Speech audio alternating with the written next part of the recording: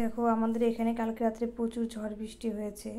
তো ওই কুকুরটা যেখানে শুয়ে ছিল সেখান থেকে আমরা এনে এই পাশে রেখেছি, কারণ ওকে তো ভিজতে দেওয়া যায় না। তারপরে আমরা একটা ত্রিপল এনে এমনভাবে উপরে দিয়েছি যাতে ও না ভেজে, এমনিতেই এতটা অসুস্থ, তার মধ্যে যদি ভিজে যায় তো কেমন লাগে। তার জন্য এরকম একটা ত্রিপল দিয়ে ঘরের মতো তৈরি করে দিয়েছি। কিন্তু ও অনেকটাই ঠিকই ছিল, ভেজেনি অতটা, কিন্তু নিচ দিয়ে জল গেছে, কিন্তু কিছু করার ছিল না এর থেকে বেশি। তো দেখো এই দেখো চুপচাপ এইভাবেই পড়ে আছে, দেখে কত কষ্ট লাগে বলো, একটা অবলা প্রাণী কতটা কষ্ট পাচ্ছে।